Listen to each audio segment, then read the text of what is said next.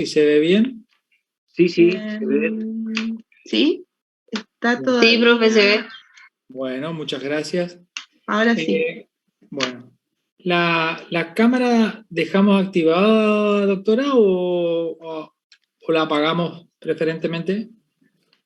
Como quiera. Nosotros normalmente dejamos activada, pero depende de la conexión también, o como vos te sientas más cómodo, no hay problema. Bueno, yo creo que puedo intentar con la cámara encendida, a veces anda bien, y bueno, si llegado el caso, apago. Bueno, muy buenas tardes a todos, mi nombre es Dietmar, mi apellido es Kurtz, y hoy vamos a ver algunos fundamentos básicos de muestreo de suelos.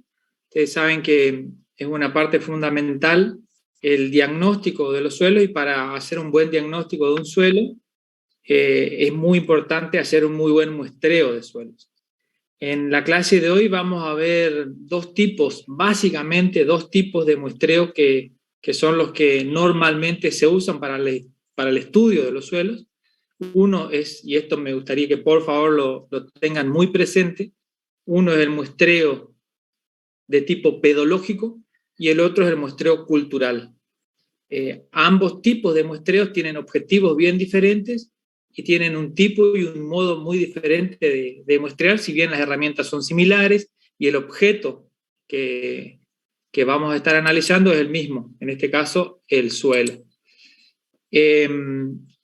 Como ustedes saben, y dada la coyuntura, normalmente esta clase se complementa con una práctica en el campo, pero bueno, lamentablemente, dada la situación, tampoco el año pasado se pudo hacer en tiempo y forma, y bueno, se verá si después es posible, eso lo decidirá la doctora Toledo, si esto en algún momento se hace algún muestreo en el campo o no, pero por ahora no está planeada la parte práctica de muestreo en el campo. Siguiendo con la teoría, me gustaría, antes que empezar concretamente, presentar la bibliografía. Esta clase no va a quedar grabada, pero sí queda un PDF con toda la información en el aula virtual.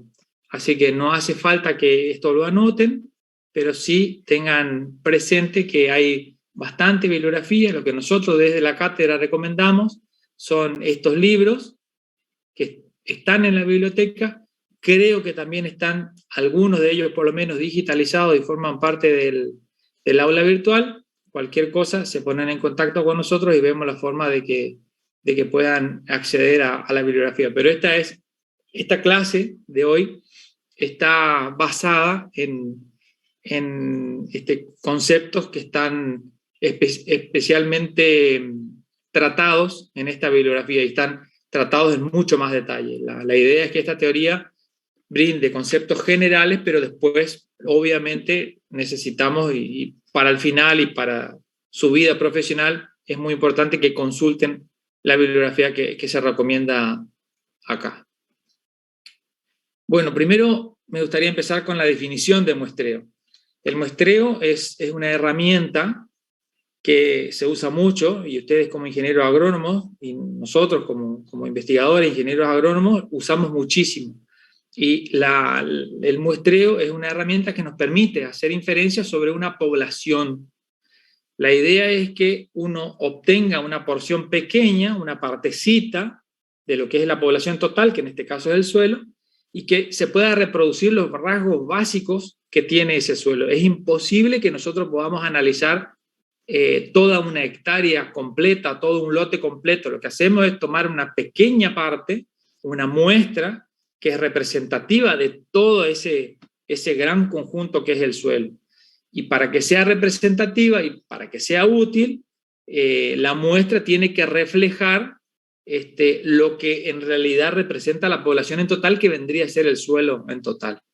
Y la exactitud del análisis que se haga con esa muestra que se toma en el campo está muy influenciada por el muestreo, qué tan bien nosotros hacemos, qué tan mal hacemos el muestreo, antes que por el procedimiento analítico en condiciones controladas que se hace en el laboratorio. ¿Qué quiero decir con esto? Que podemos nosotros tener un súper y excelente y muy controlado análisis en el laboratorio, pero si la muestra está mal tomada, si la muestra está contaminada o si la muestra está tomada de forma incorrecta, el resultado que nos da el laboratorio no va a representar lo que realmente pasa en el campo.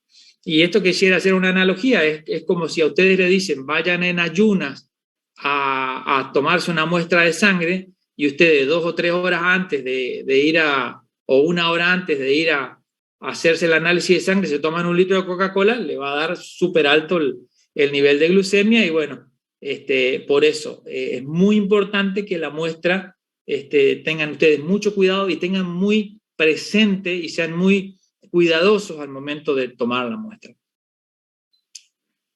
Bueno, ¿por qué tomamos muestras de suelo? Y ahí viene los 2 tipos de muestreo, los 2 tipos de muestras que me gustaría que a ustedes les quede claro al finalizar esta clase, los 2 tipos de muestreo que hay. Nosotros tenemos el muestreo pedológico, que es básicamente el que realizamos para identificar y clasificar los suelos, y es muy útil en la cartografía del suelo, en el mapeo de los suelos. Y el otro es el muestreo cultural, que es el que hacemos o se hace para recomendar fertilizaciones o enmiendas.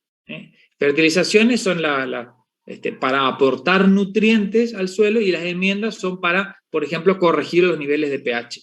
Ese es el muestreo cultural. Son bien distintos, ya vamos a ver en el transcurso de esta clase. Bueno, y otra cosa importante es que voy a tratar de explicarles, y en la bibliografía hay recomendaciones generales, bastante específicas, pero generales de cómo se toman las muestras, pero no hay una receta única. Depende de la situación, puede haber variaciones mínimas, pero vamos a tratar de ver los conceptos centrales de cómo se deberían tomar esas muestras. En el caso del muestreo pedológico, el muestreo se hace para, como decíamos, para generar mapas de suelo. Un mapa de suelo, por ejemplo, es esto que ustedes ven acá en este slide, es una representación, es un modelo que indica distintos tipos de suelo, distintas combinaciones de suelo. Un mapa de suelo, por ejemplo, es un modelo que representa distintas combinaciones, distintos tipos de suelo. En este caso, se ve claramente que acá aparentemente es un sector que colecta agua de zonas más altas, y por lo tanto esta zona va a tener un tipo de suelo diferente a estas otras unidades que están marcadas en este ejemplo. Y bueno, ese tipo de muestra, ese tipo de muestreo pedológico se utiliza para generar mapas de suelo como este que se ve acá, por ejemplo, en este slide. Cada una de esas unidades, cada uno de estos dibujos que se hacen generalmente sobre una imagen satelital o sobre una foto aérea, se denomina unidad cartográfica y tiene cierta homogeneidad basada en muestras que se toman en el campo. Para hacer este tipo de muestreo hay algunos pasos previos que hay que hacer. Y está lo que mencionaba recientemente, el análisis de imágenes satelitales. Cada vez más, antes se usaban fotos aéreas, antes de las fotos aéreas se hacían recorridas de campo, y ahora cada vez más se usan imágenes satelitales e imágenes de dron.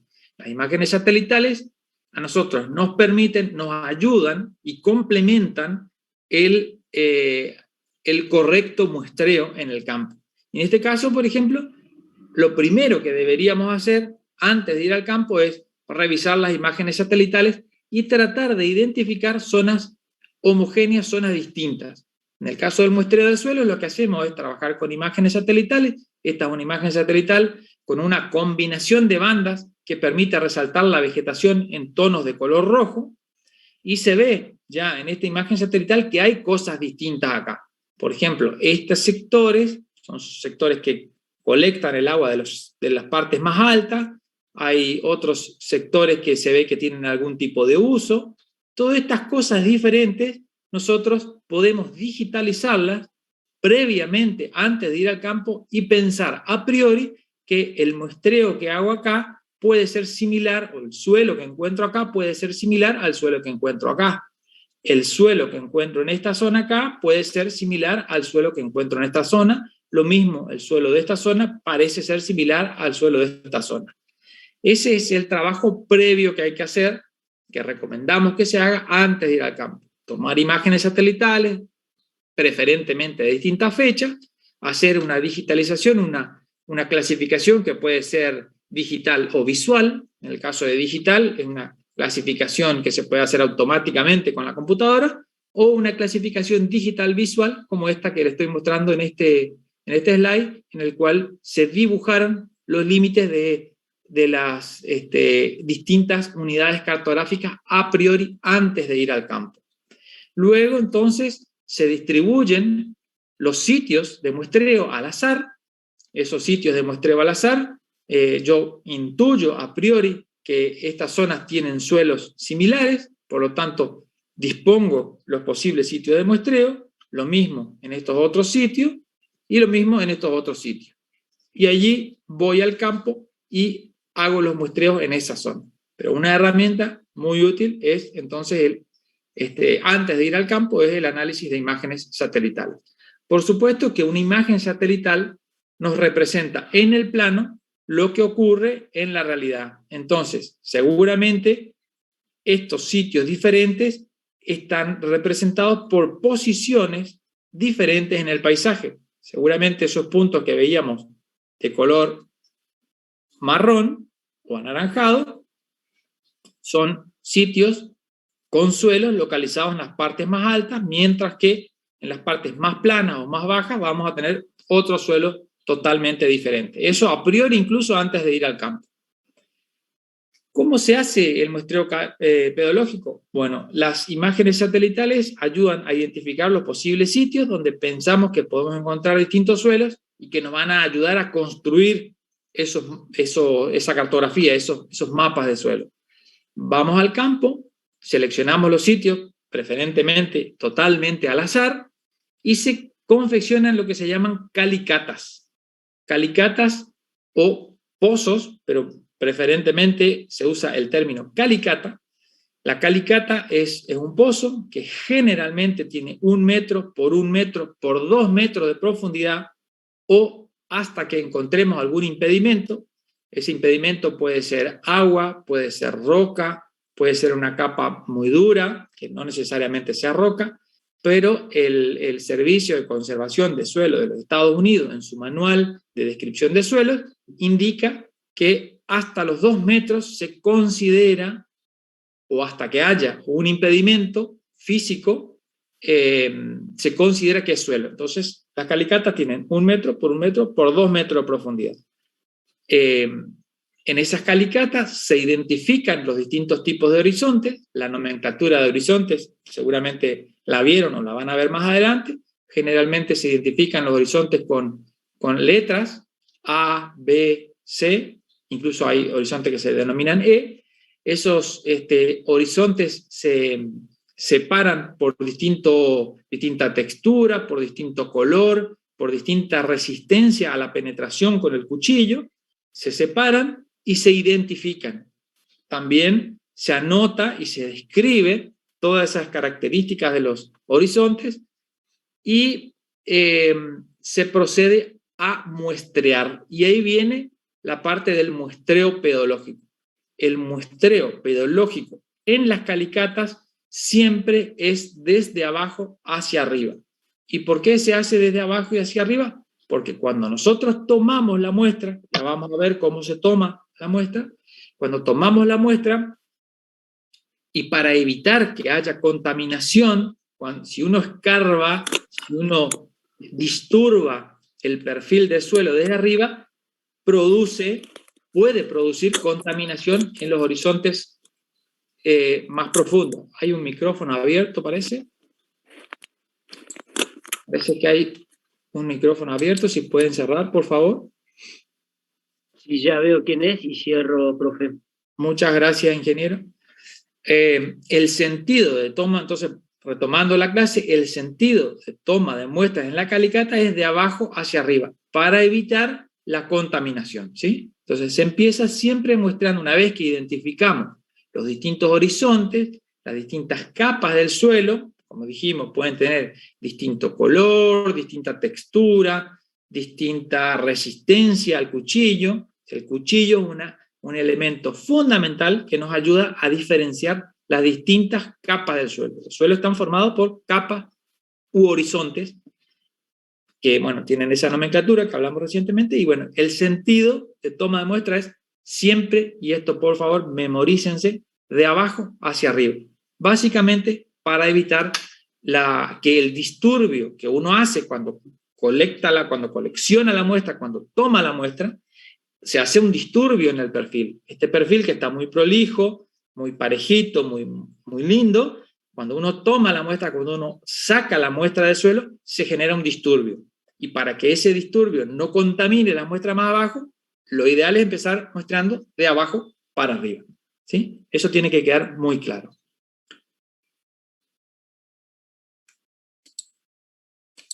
Bueno, nuevamente, este es otro perfil. Fíjense que es un perfil bien distinto al que vimos recientemente. Otra vez para recordarles, las distintas capas, los distintos horizontes se marcan y el sentido de toma de muestra es de abajo para arriba. No importa lo que ocurra, no importa si hay carbonato, si hay restos de piedra, canto rodado, lo que sea, siempre se toman las muestras desde abajo para arriba. Y esta es una pequeña animación de cómo se toma esa muestra. Generalmente lo que uno hace es tomar una pala, preferentemente una pala de hoja ancha, se apoya la pala de hoja ancha, empezando siempre desde abajo, y con la ayuda de una pala desde arriba, se va tomando en ese horizonte, sin mezclar con el horizonte suprayacente, se toma la muestra de ese horizonte o de esa capa de suelo, ¿sí? Esas capas, esos horizontes que marcamos, por ejemplo acá, acá, esas distintas capas que están marcadas, lo que se hace, repito, se apoya la pala, empezando de abajo, se apoya la pala en ese horizonte. En este caso se sacaron las flechas para que no, las flechas que marcan los límites entre horizontes, se sacaron las flechas para no romperlas, se apoya la pala y con la ayuda de una pala, o también puede ser con la ayuda de un cuchillo, desde arriba se escarba solamente en ese sector que corresponde a ese horizonte y se toma la muestra del suelo, se guarda en una bolsa limpia y preferentemente de plástico, ¿sí? En realidad tiene que ser de plástico porque es la que nos permite que no se contamine con otro material. Las muestras entonces tienen que etiquetarse también, no se tienen que mezclar, porque nuevamente vamos al concepto original de muestra. La muestra tiene que representar lo que estamos viendo en el campo y no tenemos que mezclar las muestras. Para no mezclarla tenemos que ser muy atentos, muy cuidadosos y estar muy concentrados a la hora de tomar la muestra. Las muestras entonces van etiquetadas porque de ahí van al laboratorio. Entonces, esas muestras para armar los mapas de suelo, esas muestras de tipo pedológica, tienen que llevar una etiqueta. Normalmente las etiquetas son de papel manila o de otro tipo de papel. Se suelen anotar con lápiz para que la tinta no se, si se llega a humedecer por alguna razón, para que la tinta no se chorree, digamos, para que no se deje de ver lo que uno anotó en la etiqueta. ¿Y qué debería llevar una etiqueta modelo? Cuanto más completo, mejor la etiqueta. Pero básicamente debería tener la fecha exacta, con el año incluso. Tiene que llevar el nombre del establecimiento o el nombre del productor donde tomamos la muestra.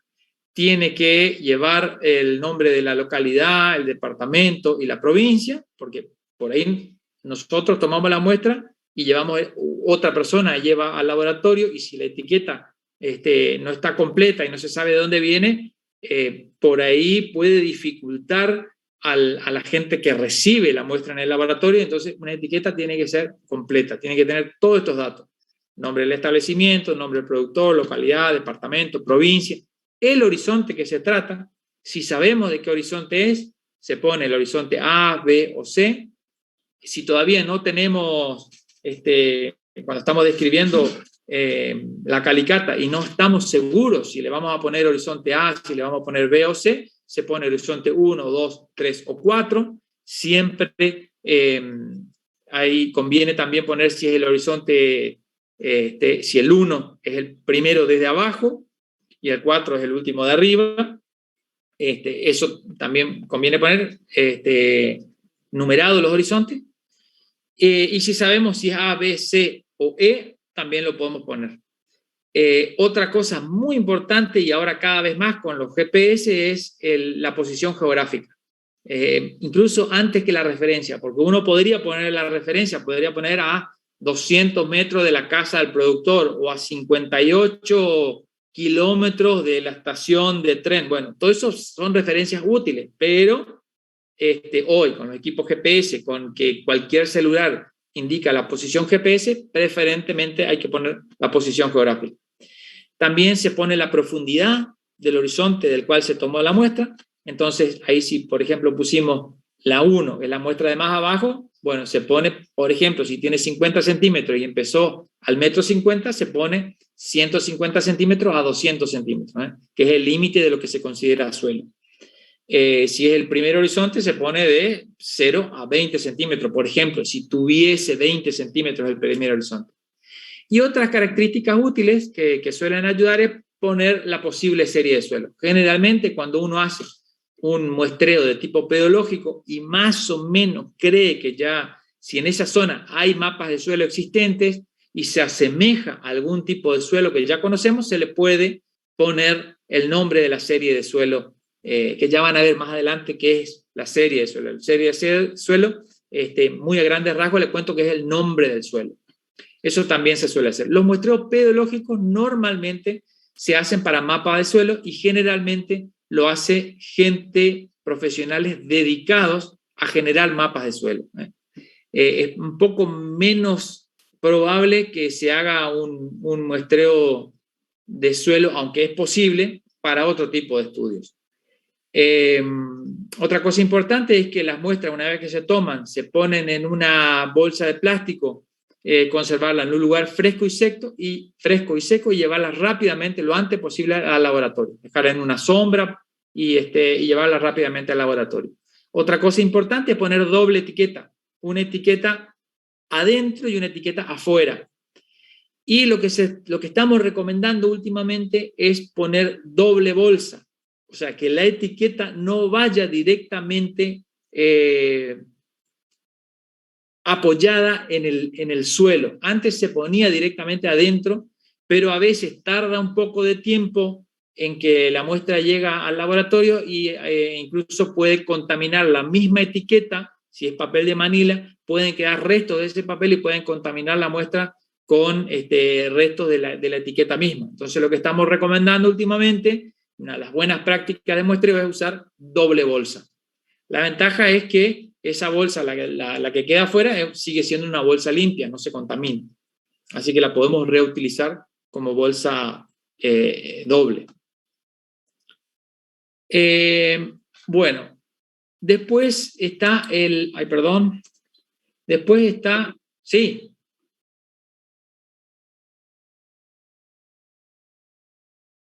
Es una muestra por horizonte. Es muy buena la pregunta, no sé quién hizo la pregunta, pero es una muestra por horizonte. Si la calicata tiene 5 horizontes, son 5 muestras. Ahora, cuando uno hace un mapa de suelo, generalmente se hacen varias calicatas en suelos similares.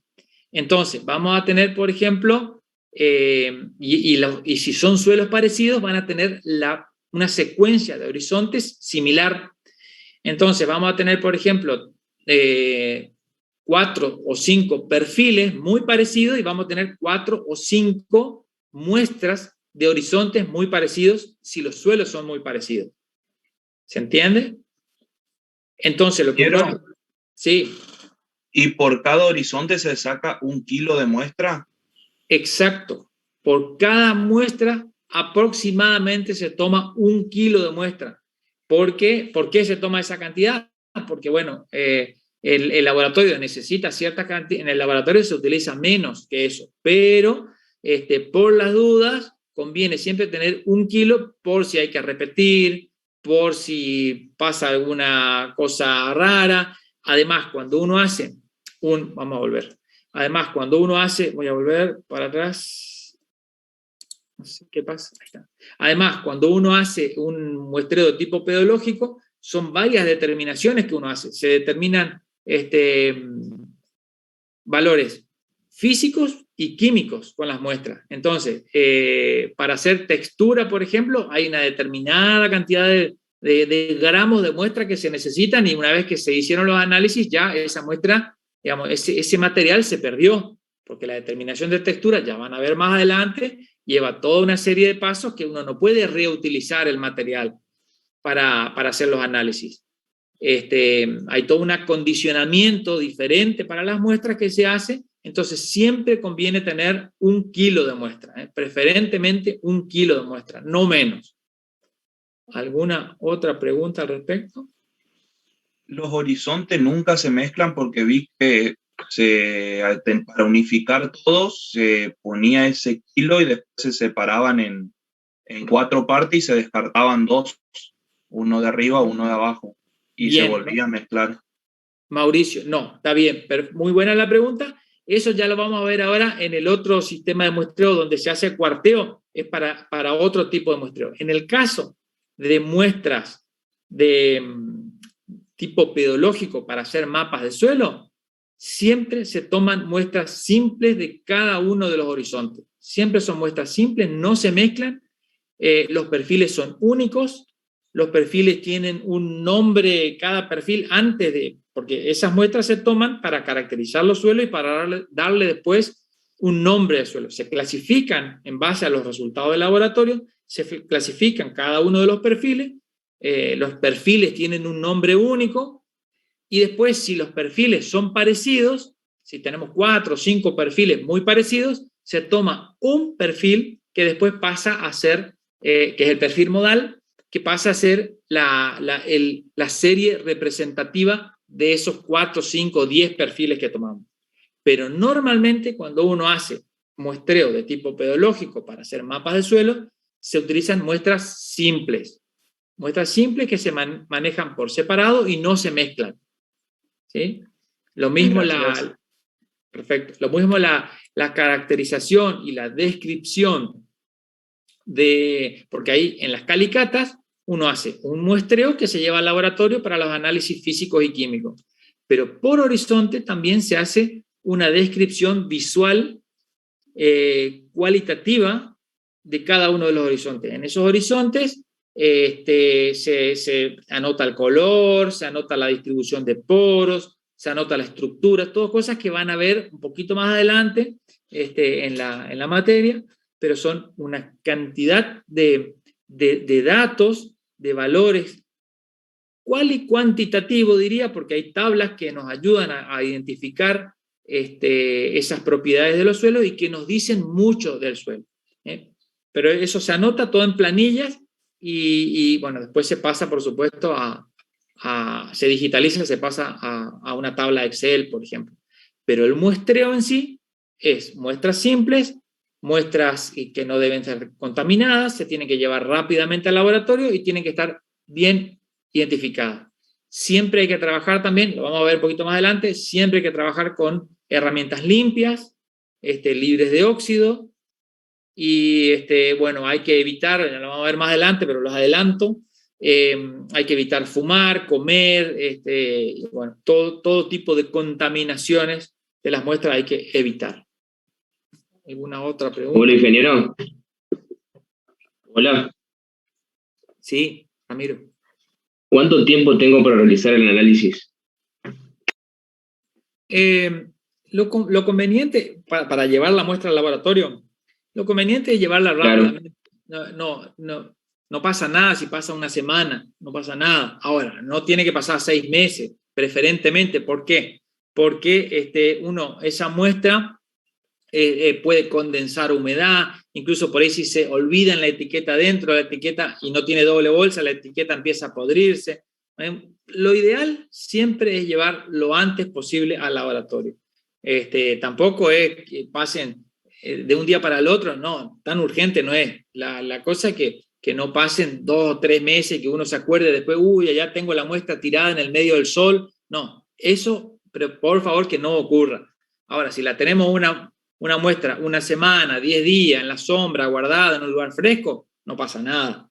Pero, repito, lo mejor es llevarla rápidamente al laboratorio. Generalmente, nosotros que hacemos mapas de suelo, y este tipo de muestreo pedológico normalmente lo hacen personas especializadas en hacer mapas de suelo, reconocedores de suelo, nosotros tratamos de que no pase más de una semana y la muestra ingresa al laboratorio.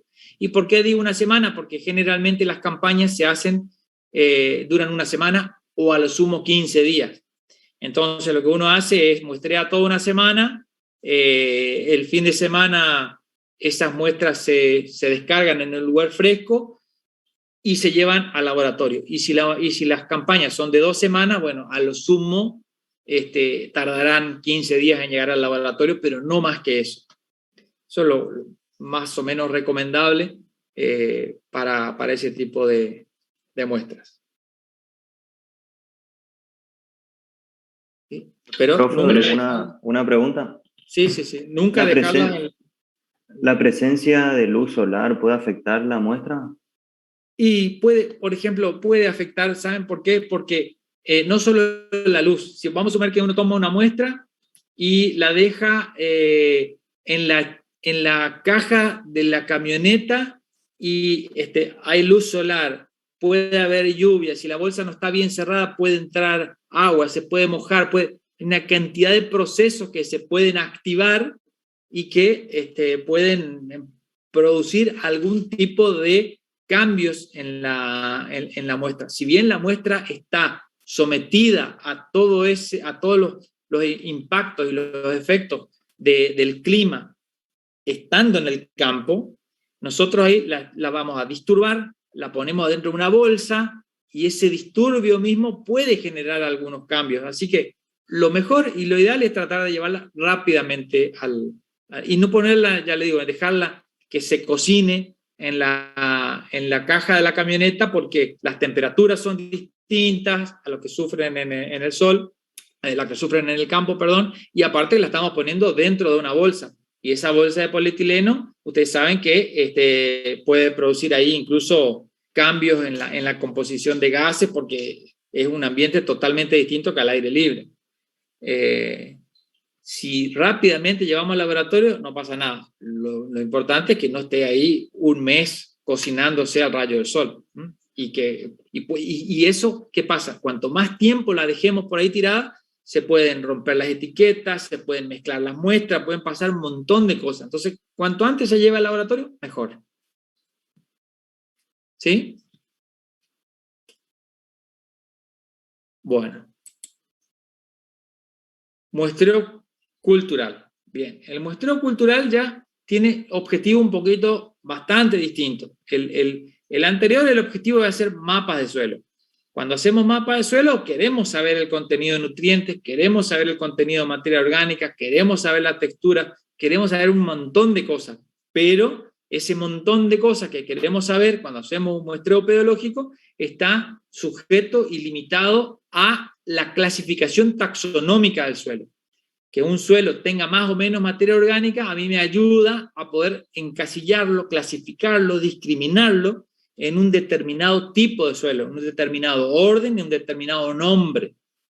Ahora, el muestreo cultural, yo quiero saber, o el productor, el ingeniero, el asesor, quiere saber qué composición tiene el suelo, pero básicamente porque quiere saber la disponibilidad de nutrientes, quiere saber cuántos nutrientes están disponibles o van a estar disponibles para el cultivo que se va a hacer ahí. Quiere también el productor o el asesor, quiere poder predecir la probabilidad de respuesta a la fertilización o al encalado, en el caso de una enmienda.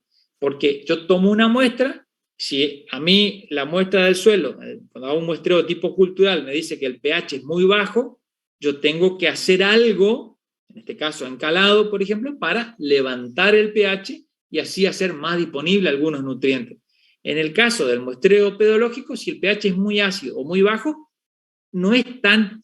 A ver, es muy importante para clasificar el suelo, pero no busco como objetivo cambiarle el pH al suelo. Busco clasificarlo y saber para qué sirve, cuáles son las limitantes, cuáles son las potencialidades de esos suelos. Ahora, en el muestreo cultural, yo quiero saber qué me ofrece el suelo para saber cuánto tengo que ponerle, o si no tengo, o si tengo que reponer, o si tengo que encalar para poder usarlo para un determinado cultivo. Entonces, para recomendar fertilizaciones, para recomendar enmiendas y también para contribuir a la protección del ambiente. Porque si yo sé cuánto le falta, yo no le pongo de más. Si yo sé que tiene 10 partes por millón de fósforo y el cultivo toma, por decir cualquier cosa, una parte por millón de fósforo, yo sé que si le agrego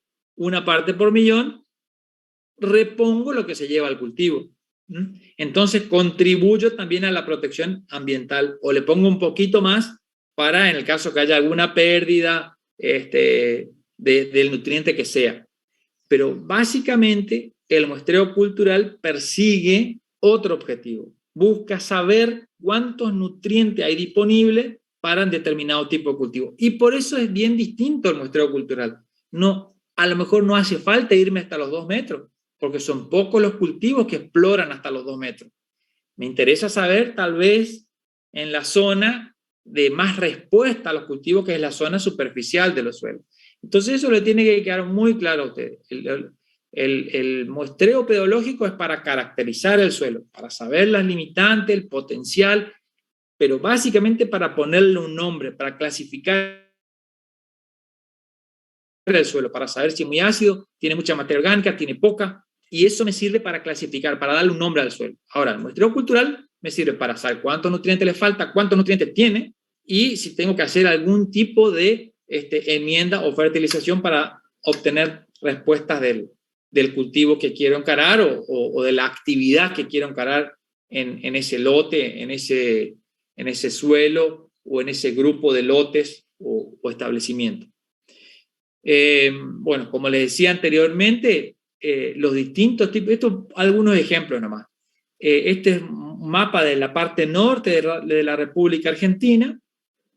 Estos son datos un poquito antiguos, son de Cruzate y Casas del año 2003 y muestran, fíjense, en colores más verdes hasta los colores más rojos, la cantidad de fósforo, calcio y azufre exportado en distintas regiones de la Argentina.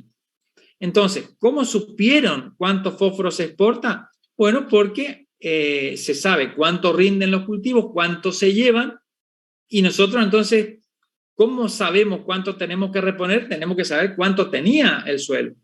Entonces, la única forma de saber cuánto tenía o cuánto tiene el suelo es tomando una muestra. No podemos muestrear, no podemos analizar todo el suelo. Tenemos que tomar una muestra y en función de eso saber cuánto tiene, y en función de eso saber cuánto tenemos que poner para obtener respuesta en un cultivo, por ejemplo, para tener respuesta, para que crezca bien, para que dé buenos frutos, para que el pH no baje demasiado, o para que el pH no suba demasiado. Por ahí hay algunas actividades que uno puede hacer que hacen que baje el pH, pero otras hacen que suba el pH.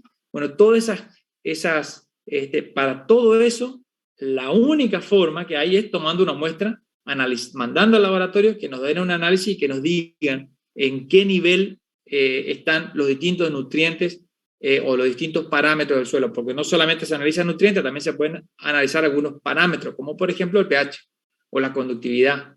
Hay herramientas que nos permiten a nosotros tomar las muestras y otras que también permiten calcular algunos parámetros directamente en toda la superficie, como por ejemplo el VERIS, que es un elemento, un equipo que permite conocer la conductividad, o sea, el nivel de sales de un determinado lote. Y ese un muestreo continuo, es casi como una imagen satelital, digamos. Una imagen satelital es una forma de muestreo regular, sistemática, que tenemos una vez por semana. O sea, cada vez que pasa el satélite es un muestreo, una foto, una muestra de una determinada área de la Tierra. En el caso del muestreo, como es algo, muestreo del suelo, como es algo caro, hay que hacerlo bien, y ahora vamos a ver cuáles son algunos de las recomendaciones para hacer un buen muestreo de suelo, un buen muestreo cultural de suelo. Primeramente tenemos que, y de forma similar a lo que vimos anteriormente, tenemos que ver el lote donde queremos hacer la muestra. Si, por ejemplo, nos contrata alguien para tomar, nos dice, quiero hacer maíz. Y para eso le decimos, bueno, primero, o quiero hacer una pastura. Primero tenemos que saber qué ofrece ese suelo. ¿Es un suelo homogéneo o no? Bueno, para eso hay que tener en cuenta la posición topográfica, si es una loma, una media loma, o si es una combinación de loma, media loma y bajo. Hay que ver los tipos de suelo. Conviene consultar el mapa de suelo, si hay en la zona. Si no hay, las imágenes satelitales. El Google Earth es una muy buena herramienta también. El Google Earth permite marcar el perfil digital del suelo, o sea, permite entender si el determinado lote tiene lomas, medias lomas y bajos. Hay que tener en cuenta los usos del suelo, o sea, no es lo mismo, podemos tener el mismísimo tipo de suelo, con el mismo nombre, pero si un suelo se usó durante 10 años haciendo maíz, las propiedades de ese suelo van a ser diferentes al campo natural pastoreado, donde nunca se hizo maíz. Va a ser muy diferente si un maíz se hizo en siembra directa o se hizo bajo labranza convencional. Si se hizo soja o se hizo maíz, también va a ser diferente por más que sea el mismo tipo de suelo. Entonces, cuando querramos hacer un determinado cultivo, siempre hay que tener en cuenta estos aspectos: la posición, el tipo de suelo, el uso del suelo, las prácticas, o sea, la historia de ese lote, y eso incluye los distintos cultivos. Los distintos cultivos es importante también porque hacen uso diferente de determinados nutrientes en el suelo. Entonces, todas esas cosas hay que tener en cuenta a la hora de planificar el muestreo. Y también si se aplicaron distintos tratamientos. Son todas cuestiones referidas al uso del suelo que hay que tener en cuenta. Bueno.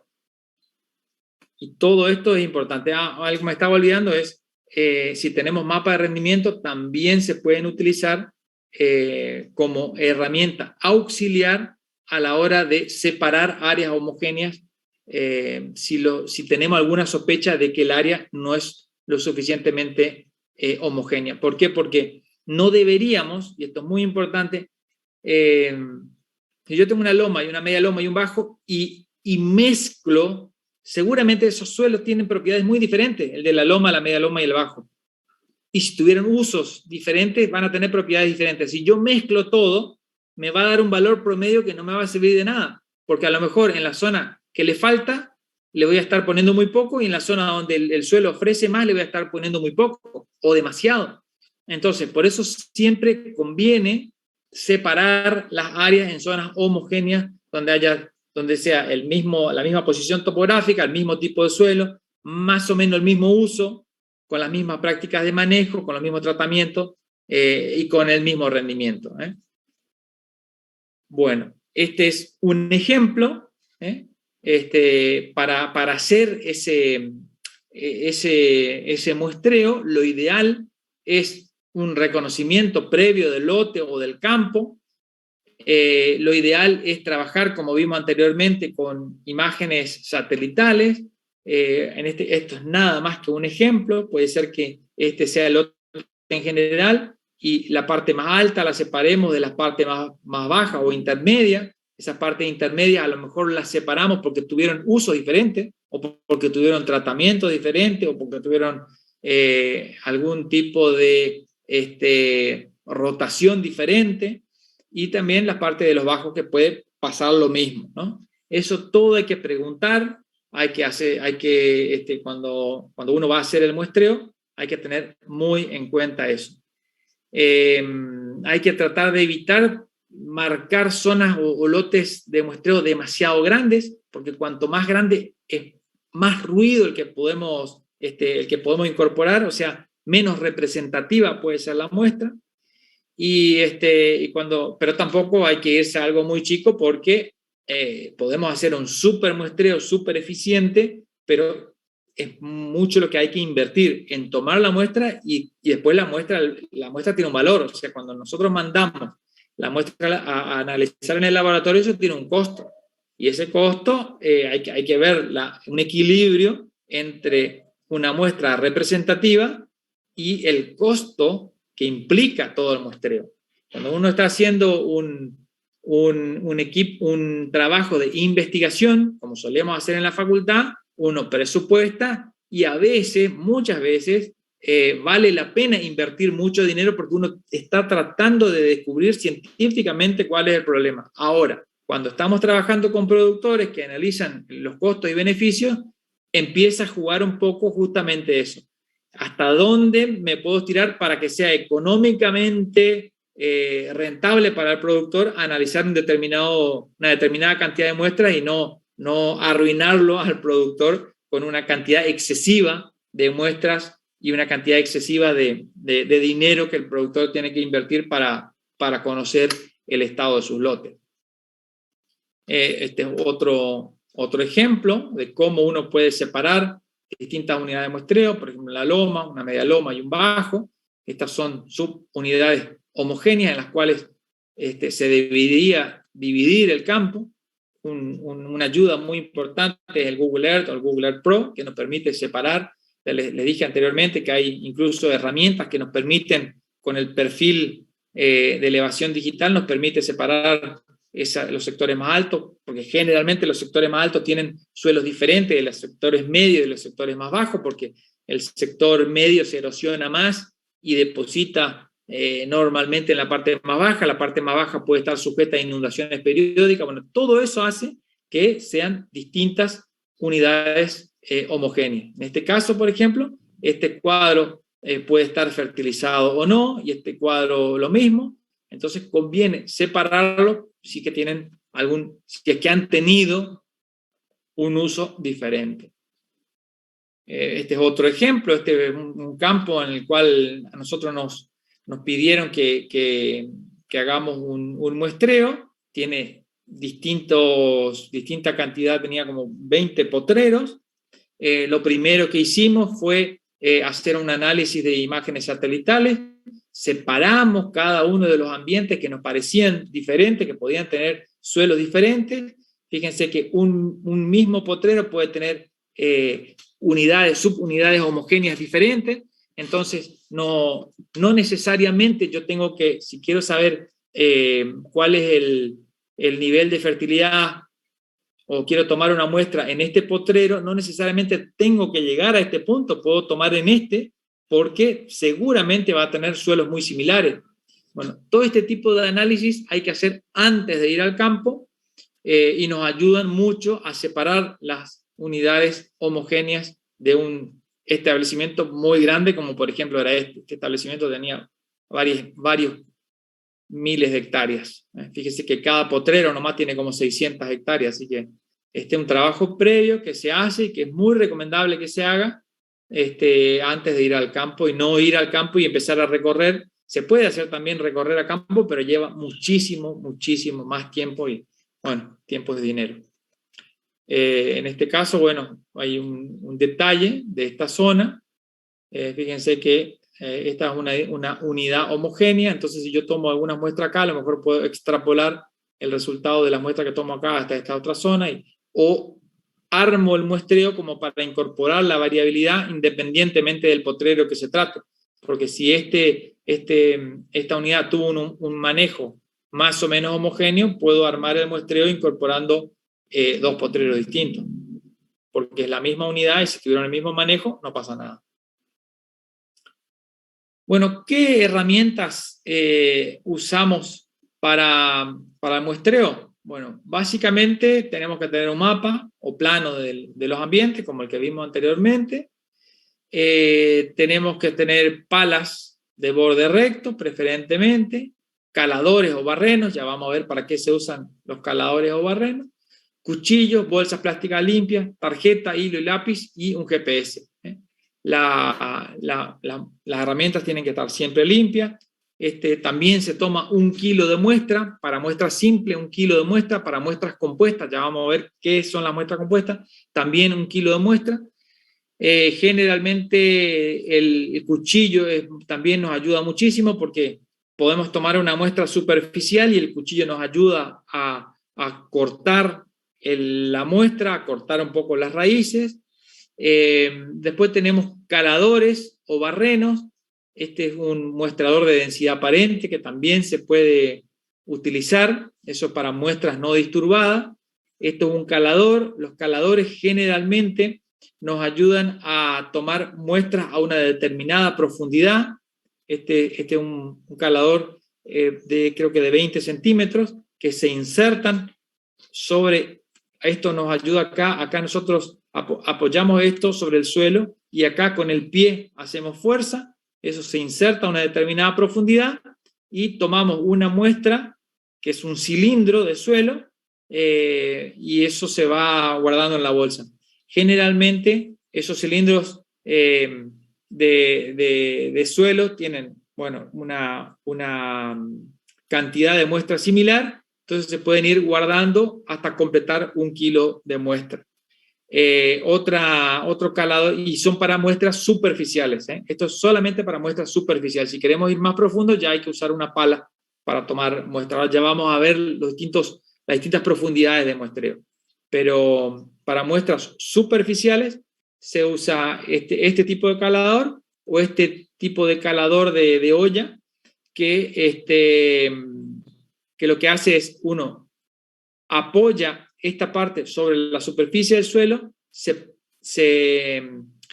presiona sobre el suelo y la muestra directamente se va guardando en esta ollita. En esta ollita se van guardando y se va juntando la cantidad de muestra necesaria. Al igual que con las muestras de los perfiles culturales, hay que tener bolsas plásticas limpias. Lo ideal es tener doble bolsa, una etiqueta va afuera, una etiqueta va adentro y siempre se marca la posición geográfica con un GPS.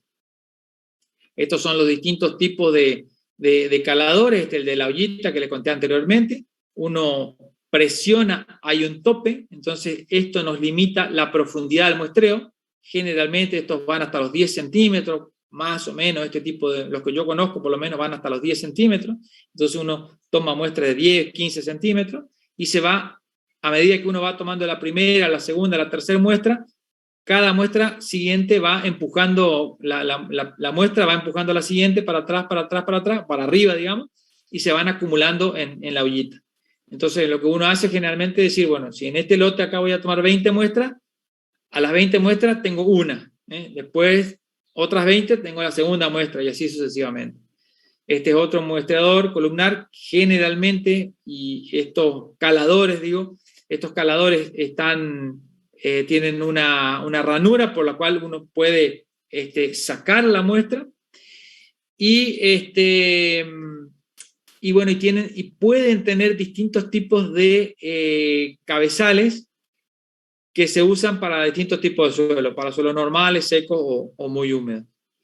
Después están los muestreadores o barrenos helicoidales, cerrados o abiertos, que sirven para distintos tipos de suelo. Generalmente los que son más cerrados abajo son para suelos muy arenosos, para que no se pierda la muestra, y eso nos permite ir a tomar muestras a mayor profundidad. Generalmente lo que uno hace, si uno tiene que tomar muestras que no son superficiales, uno quiere ir de 30 a 40 centímetros a tomar la muestra, bueno, y si uno no quiere hacer un pozo, se recurre a los barrenos. El barreno te permite profundizar y tomar la muestra a mayor profundidad. Preferentemente, las herramientas que usemos para tomar la muestra, al igual que en las muestras de los perfiles culturales, las muestras culturales, hay que usar herramientas que sean libres de óxido, que no sean de hierro, sino que sean de acero inoxidable, que no tengan herrumbre, porque el herrumbre es hierro y nos puede contaminar la muestra. Bueno, como les decía, los caladores o barrenos son abiertos o cerrados, depende de si uno tiene muestras muy arenosas o o con piedras, son distintos tipos de caladores o barrenos para no perder la muestra. En este caso, por ejemplo, son cerradas acá abajo, para el caso de suelos arenosos, porque si uno tiene un muestreador como este, abierto, lo más probable es que cuando querramos sacar la muestra, perdamos todo, si es arena, ¿no? La arena, al ser muy suelta, no la vamos a poder sacar. Entonces, en caso de suelos arenosos, se usan este tipo de barrenos, y cuando tenemos suelos arcillosos o pedregosos, sí, se puede usar barrenos abiertos. Acá el problema es que a veces cuando son muy arcillosos se pega y cuesta mucho sacar. Pero bueno, así que este es más usado para suelos pedregosos y bueno. Y este es un ejemplo de lo que yo le decía anteriormente. Estos son los caladores que son abiertos. Fíjense que en el otro slide no se veía demasiado bien, pero son abiertos. Estos suelen tener una pequeña, un pequeño reborde en el cual uno pisa, uno presiona, se meten hasta una determinada profundidad. Esa profundidad está generalmente graduada. Fíjense que acá 0, 10 y 20 centímetros. Eso nos permite también separar muestras, si queremos muestras de 0 a 10 y de 10 a 20, al estar marcado, al estar graduado el calador, nos permite sacar las muestras a distintas profundidades. Y hay distintos caladores que tienen incluso más posibilidades o más marcas. Entonces uno puede hacer incluso muestreo o separar las muestras a distintas profundidades. 0, 0,5, 5 a 10, 10 a 15 y así sucesivamente. Después viene el diseño del muestreo. Porque hasta ahora vimos las herramientas, hasta ahora vimos que se usan para, estas muestras se usan para saber la fertilidad del lote, pero después está el diseño del muestreo, porque hay un muestreo que es el que es totalmente al azar. Uno puede ir a un campo, puede hacer una discriminación de la homogeneidad y de la historia de un lote, y después ir y tomar directamente y totalmente al azar la muestra. Y otra es seguir un diseño. Las muestras en realidad siempre se toman al azar. ¿Eso qué quiere decir? No es que me voy a tomar una muestra en la sombra de un árbol porque hace menos calor. No, la muestra es totalmente al azar. Esa muestra al azar, puedo cerrar los ojos, caminar y tomar la muestra, o puedo generar puntos completamente al azar. Para eso hay programas. Se puede generar, incluso hay programas de SIG o GIS, programas de Sistema de Información Geográfica, que te permiten generar puntos totalmente al azar. Eso se carga en el GPS y uno navega a ese punto generado totalmente al azar. También se puede hacer un diseño de muestreo sistemático, alineado, como por ejemplo también se puede generar, de hecho se genera con programas especiales. Por ejemplo, se puede generar con OSI Explorer, que son programas gratuitos, se puede generar con ArcGIS o con QGIS, se puede generar una grilla totalmente sistemática, y entonces cada vez que llegamos a un punto, tomamos la muestra, tomamos la muestra, tomamos la muestra, tomamos la muestra. El muestreo sistemático también puede ser en cuadrículas, o sea, generamos unas cuadrículas y dentro de la cuadrícula tomamos al azar, sistemático alineado o sistemático en cuadrículas, como en el cual dentro de cada cuadrícula la muestra es tomada al azar. Después tenemos diseños sistemáticos denominados en zigzag. En ese caso, eso se puede generar previamente antes de ir al campo o estando en el campo. Tomamos la primera muestra, caminamos en diagonal, tomamos la segunda muestra, caminamos otra vez en diagonal, tomamos la tercera muestra, la cuarta y así sucesivamente, o directamente en diagonales. Nos paramos en la punta de un potrero y cada 10 pasos tomamos una muestra. Digo 10 pasos por decir algo, puede ser 20, puede ser 15, la cantidad que hayamos definido.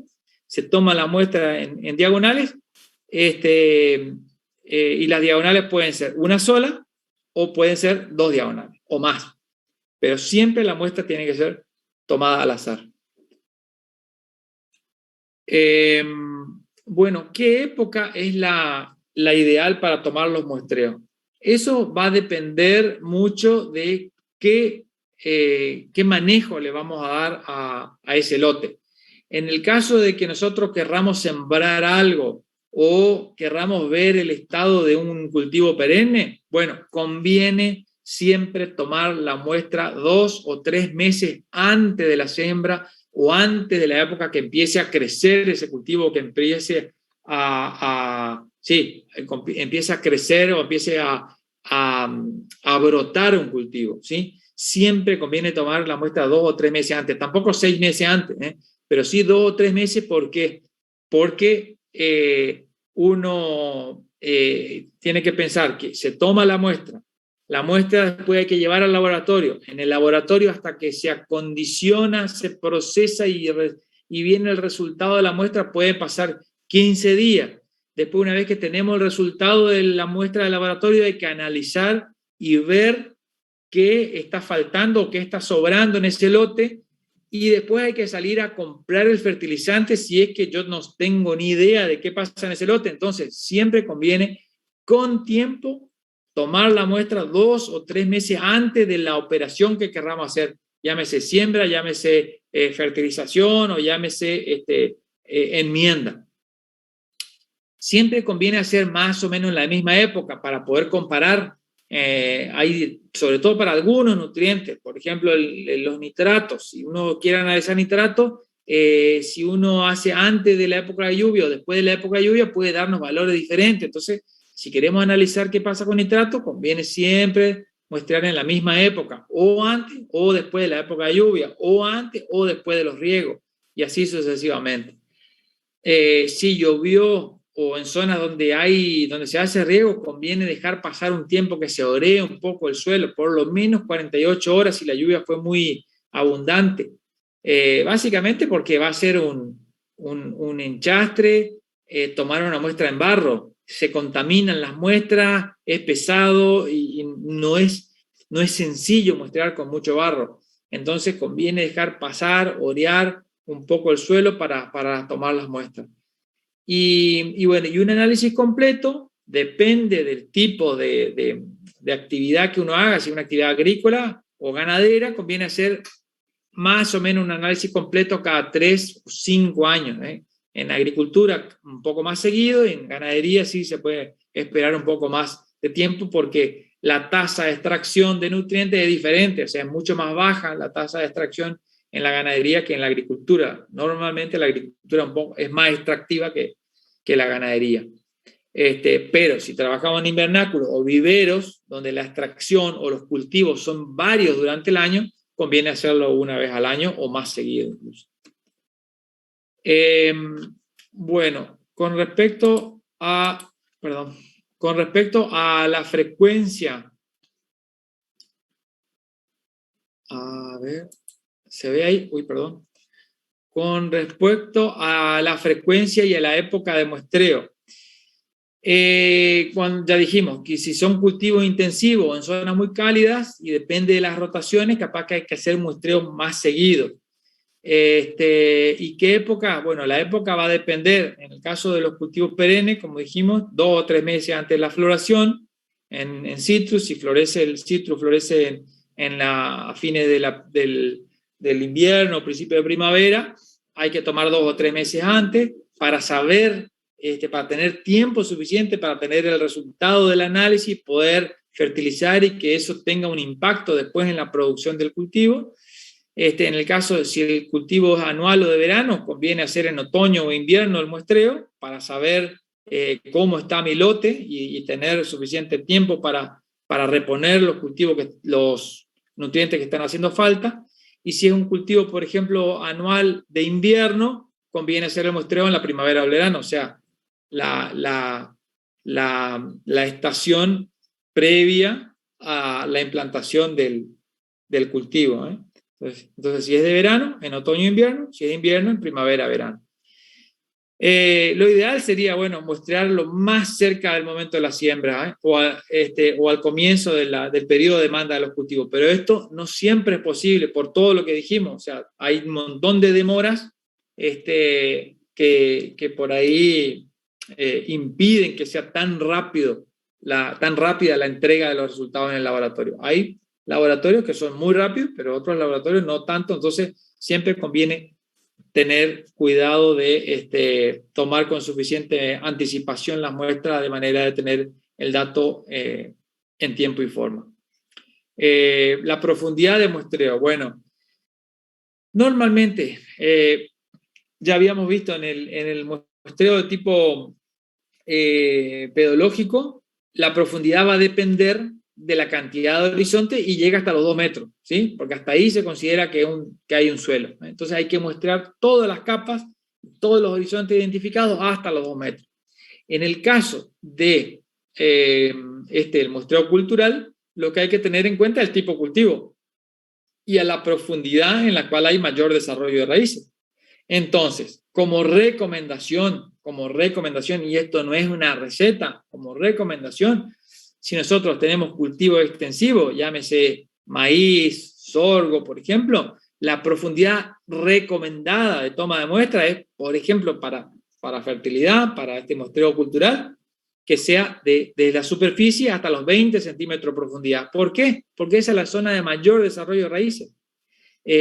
O de 0 a 15, porque algunos cultivos tienen a lo mejor un sistema de radical más superficial. Entonces, eso también hay que tener en cuenta. O sea, yo no recomendaría el mismo muestreo o la misma profundidad de muestreo en un maíz que, por ejemplo, un cultivo de un maíz o remolacha, por ejemplo. Eso es muy distinto porque el maíz puede tener un desarrollo más en profundidad y la remolacha no. Aparte de que son sistemas totalmente distintos. ¿Hasta qué profundidad normalmente se recomienda? Bueno, más o menos hasta los 60 centímetros, pero eso también va a depender de con qué productor estamos trabajando, con la cantidad de muestras, porque cada muestra son 1.000, 2.000 o 3.000 pesos. Así que, y depende de la cantidad de nutrientes que se analicen. Todo eso hay que tener en cuenta también. Si nosotros estamos trabajando con siembra directa, estabilizada, ya de varios años, de no remoción del cultivo, tal vez sea interesante muestrear los primeros 5 centímetros o los primeros 7,5 centímetros por separado y luego sí muestrear cada 15 o 20 centímetros hasta los 60 centímetros. ¿Y por qué se hace esta diferenciación? Porque en esos primeros centímetros, como no hay remoción del suelo, hay mayor acumulación de materia orgánica y las propiedades pueden ser bastante distintas y el desarrollo de raíces y la absorción de nutrientes puede ser bastante distinta en esa primer capa superficial de suelo. Ahora, si estamos en un primer año de siembra directa, donde recién empezamos la siembra directa, se muestrea normalmente como si fuese un cultivo extensivo bajo labranza convencional. En el caso de pasturas implantadas, como las pasturas suelen tener un sistema de raíces no tan profunda o nos interesa en realidad cuánto extraen de los primeros centímetros, lo que conviene es muestrar de 0 a 10 y después de 10 a 20 centímetros. Últimamente se está recomendando mucho el muestreo hasta los 30 centímetros, sobre todo para lo que es los cálculos de stock de carbono, que está tan de moda ahora. Los stocks de carbono se están recomendando últimamente hacer hasta los 30 centímetros. Entonces, por ahí conviene hacer 0 a 10, 10 a 20 y 20 a 30, o de 10 a 30. Todo, ya les digo, depende del sentido común, depende del objetivo, pero estos son lineamientos generales que habría que tener en cuenta. En el caso de frutales y forestales, como el desarrollo de raíces es por ahí más profundo, incluso se puede llegar a mayor profundidad. Y como tiene un sistema radical mucho más extenso para una sola planta, las profundidades de muestreo son diferentes. Entonces se podría eventualmente separar las profundidades de muestreo de 0 a 30, 30 a 60, 60 a 90 y hasta el 1,40 m en el caso de que sean frutales, forestales o alguna especie, por ejemplo, que tengan raíces muy profundas. Otra especie que no sean ni frutales ni forestales. Generalmente lo que se hace en frutales es tomar la muestra en la zona de la fertilización y principalmente en la zona de proyección de la copa. Aunque algunos también recomiendan que uno se aleje un poco de la proyección de la copa. ¿Por qué?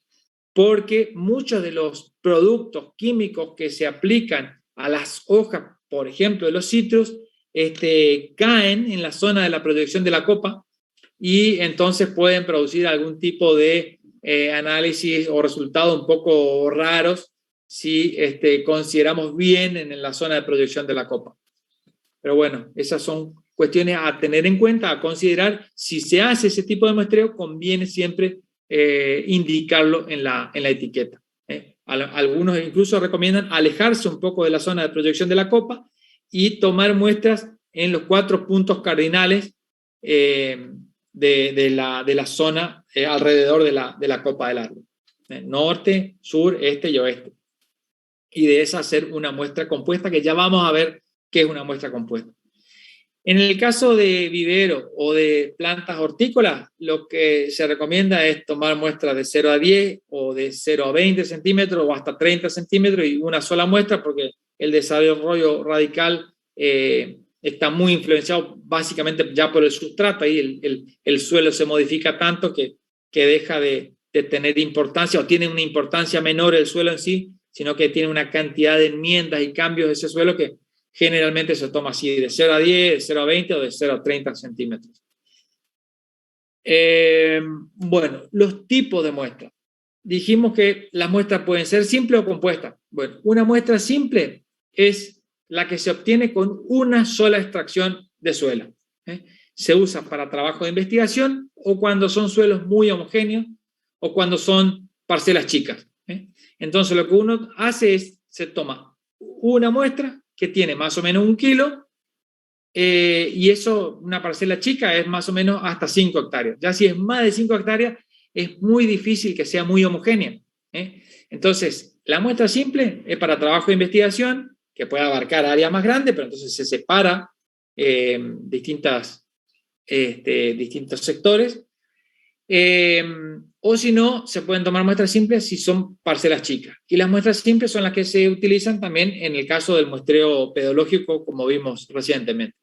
Ahora, las muestras compuestas se obtienen por la extracción de varias muestras simples o submuestras. Se llaman submuestras cuando integran una muestra compuesta. O sea, cada submuestra después va a formar la muestra compuesta. Pero ¿qué pasa? Esas muestras compuestas se obtienen tomando muestras simples que se reúnen, se mezclan bien y por cuarteo se van separando hasta quedarnos, ya vamos a ver qué se trata el cuarteo, se van mezclando, se van separando, primero se mezcla, se separa un cuarto, se sigue mezclando, se separa otro cuarto y así sucesivamente hasta quedarnos con 1 kilo de muestra, que es lo que finalmente se lleva al laboratorio. Cada submuestra tiene que tener el mismo volumen que las demás. O sea, no podemos tener una submuestra de 3 kilos, una submuestra de 30 gramos y una submuestra de 5 kilos. No, eso no. Por eso los caladores son muy útiles para tomar muestras compuestas, porque siempre el calador, al tener un volumen conocido y el mismo volumen, las submuestras tienen el mismo volumen. Entonces, y toman en la misma profundidad porque están graduados. Entonces, para muestras compuestas es muy útil el calador, más útil incluso que una pala, porque la pala uno puede errarle un poco cuando toma la submuestra, pero el calador es muy útil para el caso de las muestras compuestas. Y las muestras compuestas son las más utilizadas para cuando uno planifica una fertilización. Cuando uno trabaja con lotes homogéneos relativamente chicos, y esto vuelvo a decir, no es una receta, pero en general, cuando los lotes son, o los lotes, las áreas homogéneas son relativamente chicas, de menos de 30 hectáreas, hay una regla que indica, una regla aproximada, que indica que se toma una submuestra por cada hectárea. En este caso, por ejemplo, si son 30 hectáreas, son 30 submuestras. Pero esas 30 submuestras hay que juntarlas, mezclarlas, y después nos quedamos con una sola muestra compuesta de 1 kilo. ¿Sí? No es que tenemos que tener 30 kilos de muestra acá, tenemos que tener 1 kilo resultado de mezclar esas 30 submuestras. Y con el calador eso es mucho más fácil porque en realidad uno no toma 1 kilo, toma algunos gramos nomás de muestra. Bueno, ahora, cuando tenemos lotes relativamente homogéneos, pero que tienen más de 30 hectáreas, pero menos de 100 hectáreas, lo que se suele hacer es tomar una submuestra cada 5 o cada 10 hectáreas. Esto también, les digo, es algo aproximado. Si es una submuestra cada 5 hectáreas, serían 20 submuestras, y si serían una submuestra cada 10 hectáreas, serían 10 muestras nomás, 10 submuestras, las cuales se mezclan, se van separando por cuarteo, y nos quedamos finalmente con 1 kilo de muestra, que va a ser el resultado de mezclar esas 10 submuestras. Bueno, y este es nada más que un ejemplo que dice que si tengo 40 hectáreas, es entre 30 y 100, ¿no? Si tengo 40 hectáreas, son 4 submuestras, si considero una submuestra cada 10 hectáreas, o son 8 submuestras si considero una submuestra cada 5 hectáreas. Mismo cálculo que hicimos recién, con 100 hectáreas, en este caso para 40 hectáreas. Finalmente me voy a quedar con una submuestra, finalmente me voy a quedar con una muestra compuesta de todo ese lote homogéneo.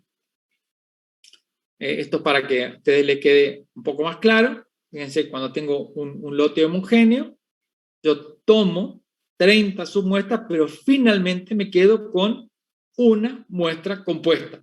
Por eso se llama una muestra compuesta de 30 submuestras, pero no me quedo con los 30 kilos, me quedo solamente con 1 kilo de muestra, que es el que finalmente se lleva al laboratorio. Y este es un ejemplo que puede ser que les sirva a ustedes en el práctico.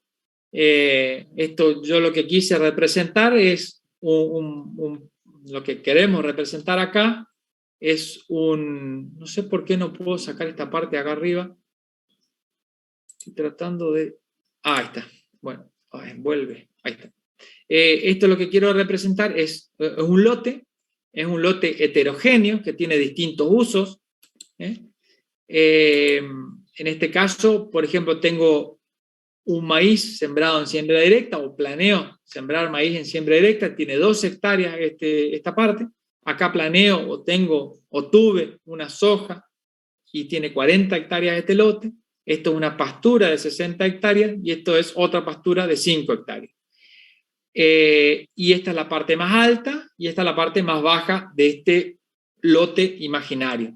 Lo que quiero hacer ahora es mostrarle a ustedes cuáles serían las unidades de muestreo y cuáles serían los tipos de muestra que uno debería tomar en este caso.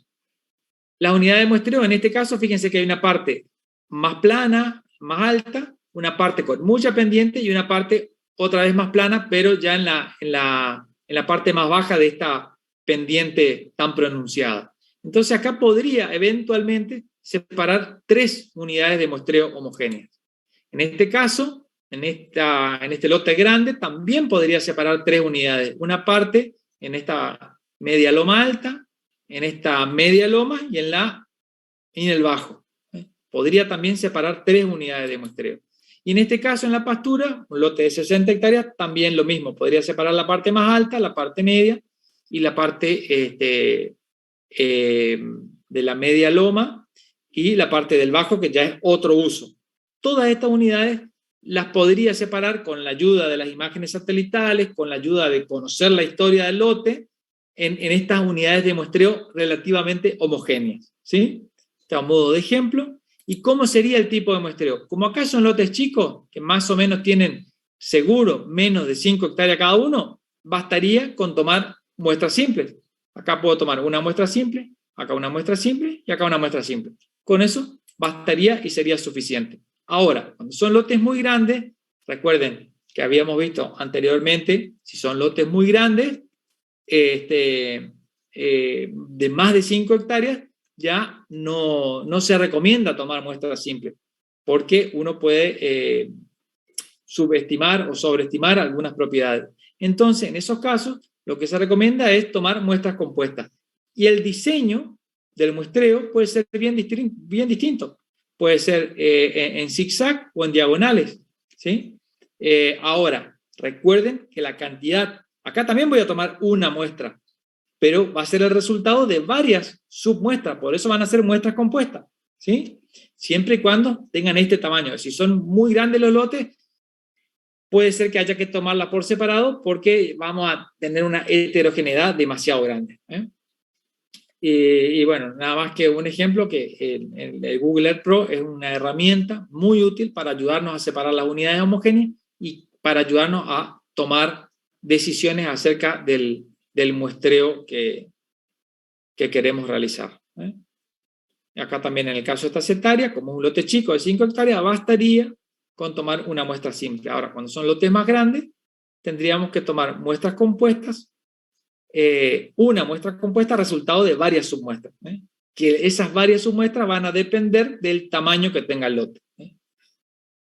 Que habíamos dicho que las submuestras dependían del tamaño, entonces era una muestra por cada 5 hectáreas o una muestra por cada 10 hectáreas. Eso lo decidimos nosotros, depende de la accesibilidad, depende de cuanto más submuestras tengamos, por supuesto va a ser más representativa la muestra. Eso hay que decirlo también y muy claramente.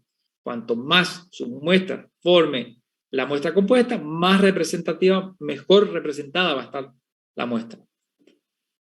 Bueno, profe. Sí. ¿Cuál es la diferencia, digamos, entre esos dos patrones de muestreo? O sea, ¿hay algún criterio, digamos? No, en realidad son distintos tipos de diseño de muestreo. Lo que uno busca en este caso es la microvariabilidad que uno puede llegar a tener dentro de este lote, tratar de abarcarla de distintas maneras. Son diseños de muestreo diferentes que lo que buscan es evitar el sesgo. Lo único que buscan es evitar el sesgo. O sea, yo voy caminando en zigzag para no ir y buscar el lugar más fácil por el cual caminar, ¿no? Las diagonales lo mismo. Puede ser que, vamos a suponer que este lote es relativamente homogéneo, pero en esta zona hay un bajito, y entonces, o hay mucha maleza, y yo no quiero pasar y le pego la... No, eso no está bien, digamos. Si uno dice que hace un muestreo en diagonal, bueno, hay que tomar en diagonal. Y entonces, estos diseños así sistemáticos, en diagonal o en zigzag, lo que hace, lo que pretenden, es tratar de sacar la arbitrariedad en la toma de muestras. O sea, si yo digo en zigzag, bueno, empiezo acá, sigo acá y hago en zigzag. Y no importa qué pase, hago en zigzag para evitar el sesgo del ser humano que trata de buscar el lugar que sea más fácil para muestrear. O si digo, no, voy a muestrear acá porque acá la tierra es más blanda. No, si cae acá el punto y digo, cada 10 metros tomo la muestra, y bueno, cada 10 metros tengo que tomar la muestra. Por más que el suelo sea duro, blando o lo que sea. No hay, que yo sepa, no hay una... no hay una diferencia significativa que diga, bueno, este muestreo es mejor que este. Sino que lo que buscan básicamente es evitar la arbitrariedad de la persona que toma la muestra. Claro, gracias. De nada. Bueno, más de lo mismo, es solamente una tabla que indica la unidad de muestreo, el tipo de muestreo, en este caso en el maíz en siembra directa, de la parte de la loma alta era un muestreo asistemático, totalmente al azar, los intervalos de profundidad, si un maíz, yo en siembra directa, por ejemplo, del primer año, yo muestraría de 0 a 20, de 20 a 40, eventualmente de 40 a 60, pero esto eventualmente, porque generalmente el mayor desarrollo de raíces va a estar de 0 a 20, a lo sumo de 20 a 40. El tipo de muestra, como es un lote chico, acuérdense que tenía menos de 5 hectáreas, va a ser simple, es una muestra simple y, por supuesto, no tiene submuestra. En el caso de la soja, que era en siembra directa, también de primer año, en la media loma, el tipo de muestreo en zigzag, los intervalos son estos, es una muestra compuesta, también es una muestra, pero compuesta de 8 submuestras. Esto por el tamaño y por el tipo, el diseño de muestreo, el tamaño del lote. Esto lo van a tener que hacer Y esto me gustaría que me digan ustedes, alguien, cualquiera, no importa, me diga, este muestreo así como ¿está bien planeado? ¿Está bien realizado? ¿Está bien diseñado? Esta es una imagen satelital, es un campo, estos son en rojo, los límites del campo, y este es un muy lindo diseño de muestreo de diagonales hecho en este campo. Ahora me gustaría un arroyito que pasa por acá, acá hay unos lotes de deforestación, acá hay una laguna, y este es un pastizal. Muy lindo diseño de muestreo. Ahora me gustaría que me diga alguien, cualquiera, ¿está bien hecho, está bien planeado, va a tener buenos resultados este muestreo? Yo creo que no, ¿eh? ¿Por qué? Porque se toman muchas muestras que están al lado del arroyo. Yo lo haría en zigzag. No sé, digo. También se tendría que tomar la muestra de la plantación, digamos. Eso no se está teniendo en cuenta. Ajá. Y esto es una muestra, esto es un diseño de muestreo de una muestra compuesta, ¿no? Esto siempre no es una muestra simple, un lote relativamente chico. ¿Qué otra cosa les parece que puede no estar? Está muy bien lo que dijeron. ¿Qué otra cosa les parece? Habría que separar en lotes homogéneos. Perfecto, Marcelo, perfecto. Lo que habría que hacer es un análisis previo con imágenes satelitales, donde uno, bueno, la parte de la laguna, separarla, la parte de la influencia del arroyo, separarla, la parte de la forestación también separarla, y por supuesto el diseño ahí cambiaría. Se podría hacer en zigzag o en diagonales, pero dentro de estas subunidades homogéneas. Así que muy bien todo lo que dijeron. Se ve que se entendió, así que me quedo muy contento. Profe. Señor. Y ahí en cada subunidad sería una muestra compuesta, ¿no? Puede ser compuesta o puede ser simple, que va a depender del tamaño. Yo acá no sé el tamaño, yo no les dije el tamaño, yo realmente no les dije el tamaño de esto. Esto puede tener 1 hectárea, o puede tener media hectárea, o puede tener 100 hectáreas. Yo no les dije eso, solamente lo que sí se percibe, que en este caso el muestreo acaba de dar cualquier cosa porque se está mezclando una zona casi adentro del arroyo con algo que está casi adentro de la laguna, con algunos muestreos que están en el medio, y esto no va a dar ni fu ni fa, digamos. Entonces, en este caso, la muestra, capaz que acá puede ser si el lote es muy chiquito, tiene menos de 5 hectáreas, capaz que acá puede ser una muestra simple. Acá puede ser una muestra simple, por ejemplo. Y acá tal vez, dependiendo del tamaño, también puede ser una muestra simple. Pero si un lote es muy grande, ya conviene tal vez hacer una muestra compuesta. Todo eso va a depender del tamaño que tenga el lote. Como vimos anteriormente, si son lotes pequeños de menos de 5 hectáreas, bastaría con una muestra simple. Si son lotes de hasta 30 hectáreas, y si son homogéneos, hay que tomar submuestras para tomar una muestra compuesta, hasta 30 submuestras, por ejemplo. Si tiene hasta 30 hectáreas, de 30 a 100, bueno, la regla esa de una submuestra cada 10 hectáreas o una submuestra cada 5 hectáreas. Eso depende de la accesibilidad, depende del tiempo que tengamos también para muestrear. Lo importante es que juntemos la cantidad necesaria de muestras, de submuestras, para hacer una muestra compuesta. ¿Cómo es esa toma de muestra? Bueno, la toma de muestra se puede hacer con pala. Si son muestras superficiales de hasta 20 centímetros, se hace con pala. Lo que se hace es un agujero, y en diagonal, generalmente la pala se introduce de forma diagonal, se eliminan los bordes para evitar cualquier tipo de contaminación, se eliminan, y la parte central se va guardando en un lienzo o en un balde, por ejemplo. Si una muestra simple es un solo kilo, generalmente una palada o 2 paladas completan 1 kilo. Pero si tenemos que hacer muestras compuestas, recuerden que hay que tomar submuestras. Esas submuestras, lo que se hace es se despliegan sobre un lienzo limpio, sobre un plástico limpio, generalmente lo que se hace es usar plástico limpio, o sobre un piso limpio. Se mezclan las muestras, 1/4 se tira, se mezcla el resto, se vuelve a mezclar y se vuelve a tirar hasta que me quedo con una muestra compuesta de 1 kilo. O sea, ese mezclado y cuarteo se hace tantas veces y se hace tan homogéneo, lo suficiente como para que finalmente yo me quede después con una muestra compuesta de 1 kilo. Ese método del cuarteo es un método muy usado, muy simple, consiste en agrupar todas las muestras, mezclarlas bien, ir tirando lo que no me sirve, y me quedo después con una muestra compuesta de 1 kilo.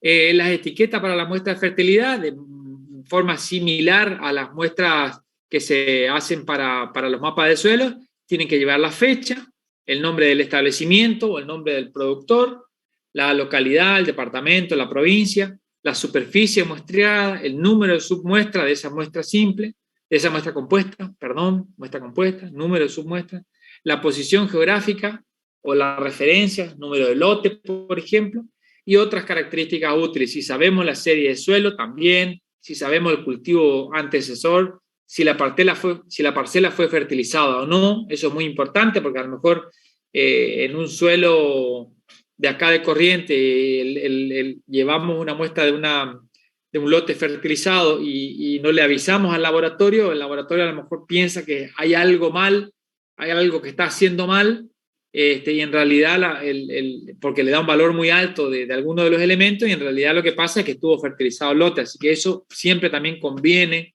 anotar en la etiqueta, y sí o sí también poner una etiqueta afuera y una etiqueta adentro. Siempre recomendamos la doble bolsa, que la etiqueta vaya no pegada a la muestra, sino entre las dos bolsas. También conservar las muestras en lugar fresco y seco y llevar al laboratorio lo antes posible. Vale la recomendación anterior, no dejar pasar 2, 3, 4, 6 meses la muestra ahí, sino que tratar de llevarla lo antes posible al laboratorio. Algunos muestreos especiales, los muestreos de referencia. Esto ya saliendo de la parte de fertilidad, es cuando nosotros hacemos trabajo de investigación o queremos saber cuáles eran las propiedades originales de los suelos o cuánto cambió después del uso. Lo que generalmente hacemos es muestreos de referencia en sitios no disturbados, que puede ser en un monte, en un campo natural con poco uso o sin uso, o si no, debajo del alambrado. Generalmente lo que uno dice, si son alambrados muy viejos, acá normalmente debajo del alambrado, un alambrado viejo tiene que ser, acá las propiedades del suelo fueron menos modificadas que en los sitios donde hubo algún uso. Entonces, este muestreo especial nos permite a nosotros saber cuál era la situación original de ese suelo. Ustedes saben que el ser humano cada vez hace más uso y más intensivo de los suelos, entonces, si hay zonas donde no hay mapa de suelo, no hay estudios de referencia históricos, lo único que nos queda es recurrir a la situación menos disturbada, que es la situación debajo del alambrado, para saber cómo eran los contenidos de los nutrientes en una situación más o menos original. Ahora, otro muestreo especial en el caso de los suelos bajo siembra directa. Ya habíamos dicho que en el caso de la siembra directa, los primeros centímetros son muy especiales porque generalmente, al no haber remoción del suelo, en siembra directa se acumula el rastrojo. Entonces, lo que uno hace en estos casos es quitar este rastrojo superficial y se muestrea los primeros 5 centímetros o los primeros 7,5 centímetros, y a partir de ahí cada 15 o cada 20 centímetros hacia abajo se muestrean. Pero hay que tener en cuenta eso, se limpia un poquito la hojarasca de arriba, el mantillo, y normalmente se recomienda muestrar los primeros 5 o 7 centímetros superficiales porque ahí es donde mayor influencia tiene el impacto, digamos, de todo ese rastrojo que se acumula. Ahí en esa zona tiene mayor impacto los fertilizantes y todo, porque no hay prácticamente remoción del suelo en estos casos. En el caso de suelo sódico, bueno, esta es una imagen satelital de una zona de suelo sódico, salino sódico. Esta es una imagen satelital donde se ven los bosques, estos bosques, se ven acá en color rojo, y estas zonas de suelo desnudo son las que se ven acá. Son zonas que generalmente se encharcan, se anegan o se inundan cuando llueve mucho. Estos en empedrado ya van a ver un poco más adelante, son suelos que por el exceso de sodio generan dispersión de las estructuras del suelo. Ya van a ver de qué se trata, pero generan estas formas redondeadas así por la dispersión del sodio. Bueno, en este caso, este tipo de suelo suelen generar, acá hay otro ejemplo, cómo se generan estas estructuras redondeadas, que ya van a ver el nombre, no los quiero marear mucho con eso. En ese caso, en esos suelos sódicos o en esos suelos que pueden llegar a acumular sales, lo que se recomienda es muestrear por separado la parte bien superficial, porque generalmente ahí también por capilaridad se suelen acumular muchas sales. Entonces lo que recomendamos nosotros es, ¿y qué pasa si nosotros quisiéramos sembrar algún cultivo acá? Si nosotros mezclamos estos 5 centímetros con estos 10 o 15 centímetros, se diluye el efecto de la sal. Y ustedes saben que para germinar una semilla, si el potencial osmótico es muy alto, no va a germinar la semilla. Entonces, y si la semilla está depositada en esta zona, conviene saber cuál es el nivel de sal de esta zona. ¿Qué hacemos en ese caso? Bueno, se muestrea por separado los primeros centímetros, esa costra superficial se muestrea por separado, y después sí se muestrea normalmente. Este es un caso típico de un suelo salino, donde esta costra seguramente tiene un nivel de conductividad eléctrica, un nivel de sales muy, muy, muy alta, que si la semilla cae acá, no va a germinar, o le va a costar muchísimo germinar. Y eso es lo que queremos determinar, y por eso esa costra se recomienda muestrear por separado. Puede tener 2 centímetros, 3 centímetros, 5 centímetros, bueno, se muestrea por separado. Otro muestreo especial es el muestreo. Hasta ahora vimos todas muestras alteradas, o sea, la muestra se toma con pala, con cuchillo, con barreno, totalmente alterada. La muestra se rompe cuando se toma la muestra, pero hay en algunas situaciones en las que tenemos o queremos tomar muestras inalteradas, sobre todo cuando queremos calcular stock y necesitamos saber la densidad aparente del suelo. Bueno, en ese caso se pueden utilizar 2 herramientas muy utilizadas, una más que la otra, que es el cilindro de Kopecky o el muestrador columnar. El cilindro de Kopecky son cilindros de volumen conocido que se insertan en el suelo a través de un martillo que ejerce un efecto de golpe sobre ese cilindro que se va introduciendo con mucho cuidado en el suelo, de manera de no disturbar la muestra y conocer la masa del suelo que ocupa ese volumen. Y de esa forma se determina la densidad aparente. El cilindro de Kopecky, ese método de toma de muestra, es manual, mecánico, y se hace uno por uno con un martillo que golpea sobre un cilindro que generalmente encima de ese cilindro tiene un implemento que no golpea directamente sobre el cilindro. Se pone un portacilindro, un tubo hueco sobre el cual se golpea y hace que se introduzca el cilindro de volumen conocido. Y el muestrador columnar, sí, el muestrador columnar toma este tipo de muestras también no disturbadas de volumen conocido, en la cual uno puede determinar la masa para determinar la densidad aparente, y ese es mecánico pero automático o neumático. En realidad es un motor de explosión que se apoya sobre el suelo. Este cilindro tiene 1 metro, se apoya sobre el suelo, se enciende este motor y se va introduciendo con presión, va golpeando el suelo y se va metiendo con presión y saca la muestra totalmente no disturbada. Y acá entonces podemos calcular el volumen, la masa del suelo, y como es una muestra no disturbada, podemos determinar la densidad aparente y los stocks de nutrientes, el stock de carbono, etcétera, etcétera. Se usa mucho y la verdad que simplifica la toma de muestras y no la disturbamos, no disturbamos la muestra. Otro tipo de muestreo especial es el muestreo en arroceras, por ejemplo. En realidad, cuando uno quiere conocer el nivel de nutrientes o la disponibilidad de nutrientes, en el caso del arroz se modifica mucho con el paso del tiempo inundado. Se puede hacer un muestreo antes de la siembra, pero si uno quiere saber el nivel de nutrientes o la disponibilidad de nutrientes cuando está totalmente inundado el lote, lo que se hace es muestrear con una jeringa, una especie de jeringa que se introduce en el suelo, y como ese suelo tiene mucha agua, es muy fácil, relativamente fácil de introducir esa jeringa, se quita todo el aire y con el émbolo se extrae la muestra con presión a distintas profundidades. Eso se pone en una bolsa, se quita rápidamente el aire y se lleva al laboratorio para los análisis. Una alternativa a ese método de la jeringa, una especie de jeringa que permítanme la expresión, va succionando o chupando el suelo a las distintas profundidades, y la idea es que no tome contacto con el aire, porque queremos saber la disponibilidad de nutrientes en ese suelo inundado, que no tiene aire. Ese suelo está reduciéndose o está reducido, y queremos saber la disponibilidad de nutrientes sin el efecto del aire, porque cuando entra el aire cambia todo.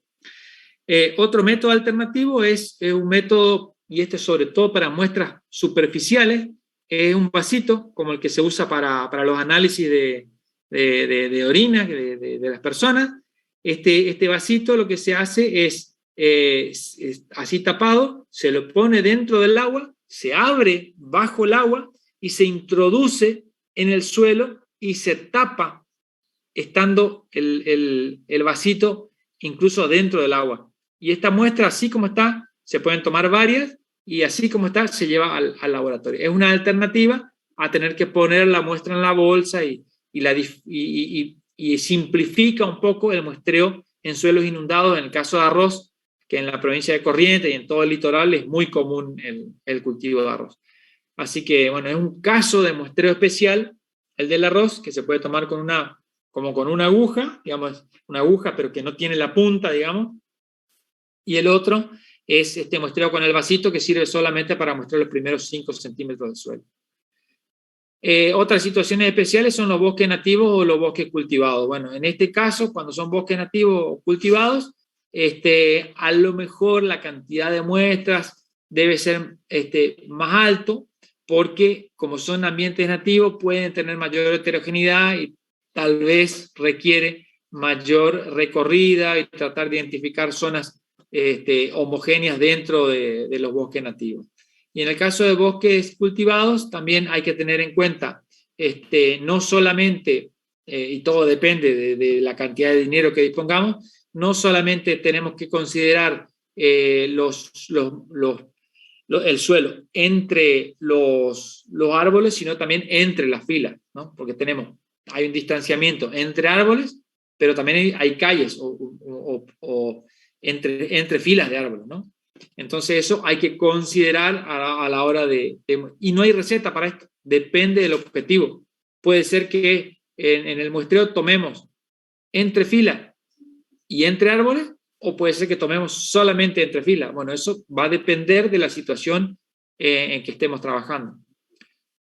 En el caso de suelos regados por surcos, también es otra situación muy especial. Ahí sí hay que hay que mostrar por separado lo que es el surco y lo que es el lomo. ¿Por qué? Porque acá en el surco tiende a haber más pérdida de nutrientes, y en el lomo por evaporación y por